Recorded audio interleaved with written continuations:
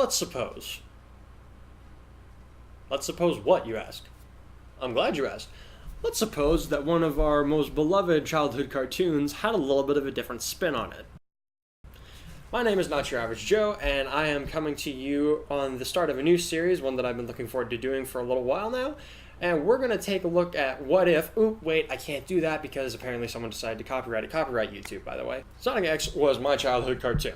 I would be up early in the morning just to catch that on the TV, and I would just have my bowl of honeycombs ready, or Frosted Flakes, or Fruit Loops, something sugary so that I could get going fast, to be fast as Sonic. I miss being in elementary school. Okay, I lied about the last part. I wanted to be Shadow the Hedgehog. Let's open up to the first episode of Season 3 for Sonic X. We have Super Sonic, who's fighting this unknown nemesis. Looks to be a mecha of some kind, but even by just looking at it, we can tell it's not something of Eggman's creation. It just looks... something about it looks different in a way that we don't really know how to put our finger on. We see that Sonic is surrounded by scores and scores of destroyed robot parts, so we immediately assume, okay, he's probably been fighting for a while, he's destroying enemies, this is the last guy, he's just going to finish him up, and it's going to be a cool opening for the season. Not so. Super Sonic is up against the wall, he is running out of options, he's in a state that we've never seen him in before. Super Sonic, in our heads, at this point, is invincible. I mean, he's never lost a fight during the entirety of this cartoon. Sonic? Yes, he's lost plenty of fights. But whenever he gathers the 7 Chaos Emeralds and becomes Super Sonic, he has, up until this point, never lost a fight. The ending of Season 1, when Eggman has his Super Mecha that was powered by the 6 Chaos Emeralds, he destroys that thing in a flash. When he fights Perfect Chaos, as soon as he turns Super Sonic, it doesn't even take him 2 minutes to destroy the Water Monster, who has also been fully powered by the majority of the Chaos Emeralds. No, wait, all of the Chaos Emeralds. And then he teams up with Super Shadow in order to send away the Space Colony Arc. The last time we saw Super Sonic before this, he destroyed one of Eggman's mega ships. Like that. He came back just in time to save the day, Tails is safe, he gave Amy a rose, everybody was happy. So this opening scene was something incredibly different from what we'd seen before, not only for Super Sonic, but just the show in general. We have never seen Sonic in such a pitiable state, almost. He is completely cornered. He is running out of options. He's so desperate that in order to prevent this new dark enemy from getting a hold of the Chaos Emeralds, he throws them into the outer reaches of space, where even he doesn't know where they are. When we see Sonic next, he's plummeted to the earth, and he wakes up in, of all people's places, Eggman's lair, who's actually treated him, which kind of further goes to show us, wait, Eggman really must not know anything about these things. Probably one of the main reasons that he wanted to keep Sonic alive was to find out what the heck happened. For whatever reason, if it's just mild curiosity or if he wants to team up with these guys, we don't know yet. So Sonic manages to rejoin his gang just in time for another one of these new giant mechas to show up and absolutely lay waste to the entire team. Tails' ship can't scratch it. Knuckles' shovel claws doesn't do anything to it. Nothing they try is working. Sonic is still injured, so even when he and Knuckles team up, it still doesn't do a whole lot. In the end, the team is powerless to stop this new robot, and it takes what we later on learn to know is their planet egg, the source of all life energy on their planet. Obviously, this means bad stuff is coming. We immediately start to see the forest around them die, and like later in the episode, Sonic is going on a run and then he stops and he realizes there's no wind. They learned this from a new girl named Cosmo. She claims to be a plant species, and she definitely looks the part. She's a very cute little girl with rosebuds for ears, and Tails takes a very immediate liking to her. He probably wasn't the only one. In any case, she warns Sonic of an impending disaster because their planet egg has been stolen. The Metarex is what she calls these new robot monsters. Apparently there's an entire race of them, and Sonic was trying to fight their leader at the beginning of the episode. Now, all of this so far is sounding pretty much like, okay, Joe, we know this. We watched the show, we know what you're talking about. Where does the difference come in? Here's where it is. At about this point, the Master Emerald starts to react to something, and having learned recently that Sonic threw the Chaos Emeralds everywhere, they believe it's possible that one might have landed near to them, which is good, because if they have one Chaos Emerald, they can hopefully use it to find the others. So they go over to the Master Emerald, but they notice that it's acting differently just a little bit to when it does when another Chaos Emerald comes near it. Something's coming out of it.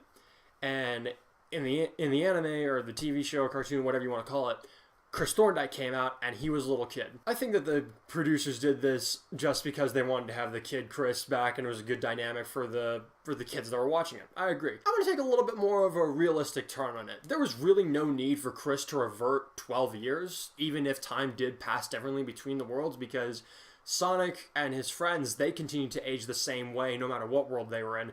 I don't know if this is due to a different biology or whatever, but you would think that there would be some kind of major difference if years had passed in Chris's world and only months in Sonic, while Sonic and his friends were doing seasons 1 and 2, or however that worked. So Chris comes out, he's his adult self. I like that. One thing that I was very disappointed with, that I'm just going to also kind of shove aside and say, no, this should have happened, is that Helen didn't come with him when he came back during the show. I would have liked to see her and Chris get along together as a couple, because obviously they were becoming a thing if they weren't already dating. The other two friends, like, they were nice to have there, but I don't think they would have been necessary for Chris to have more of a character development, because I feel like there was some character development on Chris's part during season 3, but it wasn't a whole lot. I felt like there was a lot of wasted potential. And with Helen there, certainly every time you add a significant other to a person's situation, a lot more character development is going to happen. But this time, it's not just visitors from Earth that the Mobius citizens are getting. This time, they're getting visitors from the future. Is it Trunks? No, it's not Trunks. It is not Trunks. It's not Trunks. It's Silver the Hedgehog with his companion Blaze, the cat, who has fire powers, but not a whole lot, unless I'm mistaken. I think she has some speed abilities. It doesn't really matter.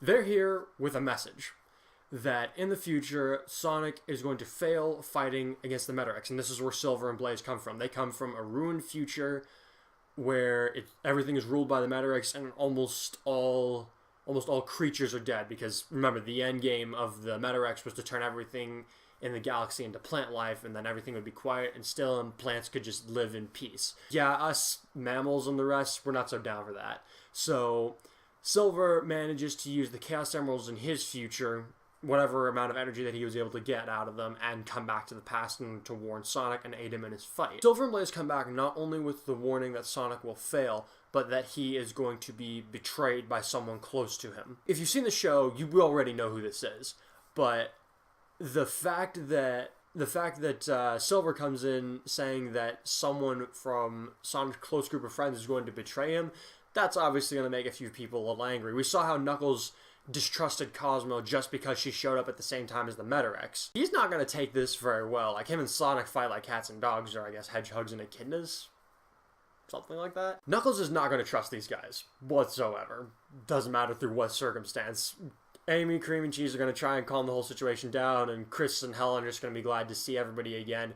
And it's at this point that Sonic, overcome by the battle, passes out again. Helen, Amy, and Cream's mother are going to take care of him. Something to note is that Helen had a very special fondness for Sonic, especially after he helped her go on an adventure, because unfortunately she's a paraplegic, which means she can't get around very much, but he's just like, nah, screw it, I'm going to take you on an adventure. And ever since then, they have become very good friends, and in a way that also kind of endeared Chris and Helen together, in a way, I suppose. Well, thank you for joining me for the first episode of Let's Suppose. So what did you guys think? How is Silver, Blaze, and Helen being in the Sonic X Season 3 going to change things? Next time, we'll start getting a little more into what happens when you throw in a few extra characters into the mix. Please be sure to tell me what you think in the section down below. Please support me on Patreon if you can, and please be sure to check out our Friday night podcast. I'll provide a link at the end of this video. I hope this video finds all you guys well, and have a good one.